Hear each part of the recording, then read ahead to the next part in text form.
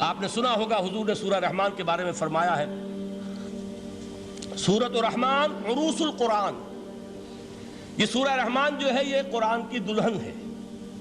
جیسے دلہن کو آپ خوشنما لباس پہناتے ہیں، آراستہ پیراستہ اس کو گہنے اور اس کو زیور پہناتے ہیں، تو جس طریقے سے سجاتے ہیں آپ دلہن کو، اللہ تعالیٰ نے ایک سورت قرآن مجید میں یہ ایسی رکھی ہے سورہ رحمان کہ اسے خوب سجایا ہے.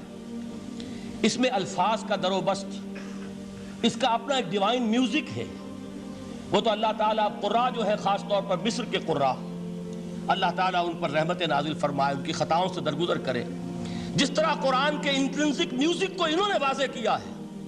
واقعہ یہ ہے کہ اگر یہ لوگ نہ ہوتے، شیخ عبد الباسط محمد عبد الصمد، شیخ محمود خلیل الحصری، یہ لوگ کہ جنہوں نے قرآن کے اس غنا میوزک، یہ لفظ جو ہے آپ حیران نہ ہو کہ میں یہ کوئی شاید توہین کر رہا ہوں قرآن کی، حضور نے یہ لفظ استعمال کیا ہے. تغنو، اس قرآن کو اچھی سے اچھی خوشلہانی کے ساتھ پڑھو. من لم یتغن بالقرآن فلیس منا، جو قرآن کو بہتر سے بہتر انداز میں، اچھی سے اچھی آواز میں، خوشلہانی کے ساتھ پڑھنے کی کوشش نہیں کرتا، وہ ہم میں سے نہیں ہے. بلکہ ایک مرتبہ حضور رات کے وقت آپ گشت پر تھے اپنے ساتھیوں کے حالات معلوم کرنے کے لیے. حضرت ابو موسیٰ اشعری رضی اللہ تعالیٰ عنہ ایک صحابی ہیں، ان کے گھر کے پاس سے گزر ہوا، وہ رات کو تہجد پڑھ رہے تھے، کھڑے ہوئے کیف کے عالم میں قرآن تلاوت کر رہے ہیں. حضور کو بہت پسند آئی ان کی قرات، کافی دیر تک وہاں کھڑے سنتے رہے. اب انہیں کیا پتا کون سن رہا ہے. بالکل اسی طرح سمجھ لیجئے ایک بات یاد آئی ہے. حضور فرماتے ہیں کہ جس طرح کان لگا کر اللہ قرآن کو سنتا ہے، کسی چیز کو نہیں سنتا. ہمیں نظر نہیں آتا نا، ہمیں معلوم نہیں، ہم قرآن پڑھ رہے ہیں تو سننے والا کون ہے؟ سب سے زیادہ کان لگا کر خود اللہ. یہاں اس لیے مجھے یاد آیا کہ ابو موسیٰ اشعری کو کیا پتا تھا کہ کون سن رہا ہے. وہ اپنی کیفیت میں نماز میں تہجد میں قرآن کی تلاوت کر رہے تھے، اور ظاہر بات ہے ان کے گھر ایکڑوں میں بنے ہوئے نہیں تھے، ایک ایک کمرہ، ایک ایک کوئی حجرہ، ایسے تو گھر تھے نا صحابہ کے. لہذا حضور پاس سے گزرے، آواز آئی، کافی دیر سنتے رہے. اس کے بعد آپ تشریف لے گئے، صبح فجر میں ملاقات ہوئی تو حضور نے تحسین کے انداز میں فرمایا، یا ابا موسیٰ انک قد اوتیت مزمارا من مزامیر آل داؤد. اے ابو موسیٰ، تمہیں تو آل داؤد کے سازوں میں سے ایک ساز اللہ نے عطا فرما دیا ہے. جس طرح حضرت داؤد، لہن داؤدی مشہور ہے کہ جب وہ پچھلے پہر رات کو حمد کے ترانے الاپتے تھے، قرآن میں ہے کہ پرندے شامل ہو جاتے تھے ساتھ، اور پہاڑ وجد میں آتے تھے، پہاڑ بھی ان کے ساتھ شریک ہوتے تھے. تو جس طرح کا اللہ نے ان کو لہن عطا فرمایا تھا، حضور نے تحسین کے انداز میں فرمایا ہے ابو موسیٰ اشعری، اللہ نے تمہیں بھی آل داؤد کے سازوں میں سے ایک ساز عطا فرمایا. بہرحال قرآن مجید کا جو یہ میوزک ہے، قرآن کے الفاظ کا جو حسن ہے، جہاں تک حسن معنوی ہے وہ تو ہر لفظ میں ہے، لیکن یہ حسن ظاہری، حسن صوتی، حسن لفظی، یہ اپنے کلائمیکس پر آپ کو نظر آئے گا سورہ رحمان میں. لیکن قرآن میں یہ سورت اس اعتبار سے بھی ممتاز ہے، اس کی 4 آیات پر ذرا توجہ کریں گے، عجیب حقائق سامنے آئیں گے. جہاں یہ قرآن مجید کے حسن صوت اور حسن لفظی کی معراج ہے، وہیں اس کی پہلی 4 آیات میں 4 چوٹی کی چیزوں کا ذکر ہے، سب سے اونچی چیزیں. پہلی آیت کیا ہے؟ الرحمن. ایک آیت ہو گئی. رحمان کیا ہے؟ اللہ کا نام ہے.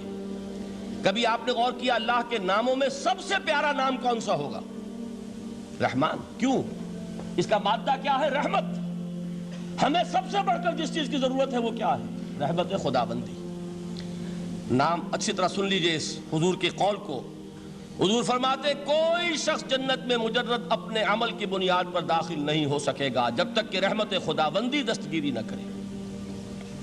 کسی صحابی نے بڑی ہمت اور جرأت کا ثبوت دیا کہ پوچھ لیا، کیا حضور آپ بھی؟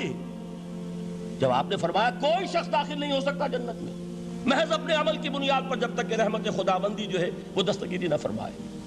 پوچھا گیا کیا آپ بھی؟ آپ نے فرمایا ہاں میں بھی. آپ انداز کیجئے کہ اگر محمد الرسول اللہ بھی رحمت خداوندی کے ضرورت مند ہوں تو تاب دیگراں چے رسد، ہماری تو سب سے بڑی ضرورت رحمت خداوندی ہے. اب یہ رحمت جو ہے قرآن مجید میں اللہ تعالیٰ کی یہ شان 2 الفاظ کے ذریعے سے آتی ہے، رحیم اور رحمان. اور کوئی مادہ نہیں ہے جس سے 2 نام بنتے ہوں اللہ کے. لیکن یہ مادہ ہے واحد رحمت کا کہ جس سے رحمان بھی ہے رحیم بھی ہے۔ رحیم صفت مشبہ ہے، رحمت دائم ہو جائے گی، مستقل ہوگی تو رحیم کہیں گے، اور رحمان اس میں رحمت کی ہے وہ شان ہے کہ جیسے ٹھاٹھے مارتا ہوا سمندر ہو، ہیجان کی کیفیت، طوفانی کیفیت، رحمت خداوندی کا طوفانی جوش، وہ ہے رحمان۔ آپ تو رہتے اس علاقے میں ہیں، آپ کو معلوم ہے عرب اگر بھوکا مرا جا رہا ہو تو کیا کہے گا؟ انا جوعان۔ پیاسا مرا جا رہا ہو انا عطشان۔ بہت غضبناک ہوگا غضبان، غضبان آصفہ قرآن میں آیا ہے، بہت غضبناک۔ رحمان جس کی رحمت جو ہے جوش میں ہے، ٹھاٹھے مارتے ہوئے سمندر کے مانند۔ تو یہ اللہ تعالیٰ کے ناموں میں سب سے پیارا نام۔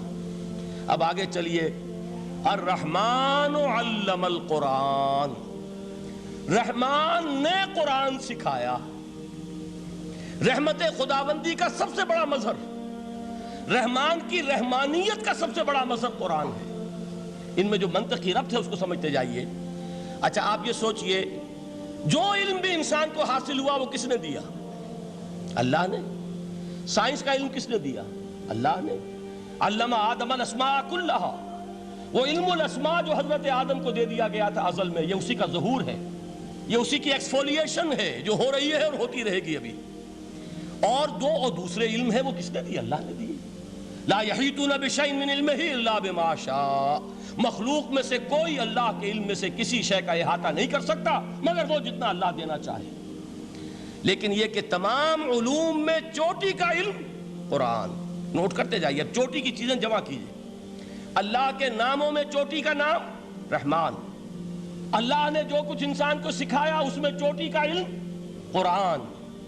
خلق الانسان، انسان کو پیدا فرمایا۔ سوال یہ کہ حیوانات کو کس نے پیدا فرمایا؟ آسمان کس نے پیدا کیے؟ زمین کس نے پیدا کی؟ فرشتے کس نے پیدا کیے؟ کیا مطلب خلق الانسان؟ اس کی تمام مخلوقات میں اس کا کلائمیکس، اس کی تخلیق کی معراج، اس کے تخلیق کا نقطہ عروج انسان ہے۔ یہ ہے کہ جو مسجود ملائک بنا ہے۔ وَلَقَدْ كَرَّمْنَا بَنِي آدَمَ وَحَمَلْنَاهُمْ فِي الْبَرِّ وَالْبَحْرِ وَرَزَقْنَاهُمْ مِنَ الطَّيِّبَاتِ وَفَضَّلْنَاهُمْ عَلَى كَثِيرٍ مِّمَّنْ خَلَقْنَا تَفْضِيلًا۔ تو تخلیق میں سب سے اونچی تخلیق انسان کی، علموں میں سب سے اونچا علم قرآن کا، اللہ کے ناموں میں سب سے اونچا نام رحمان۔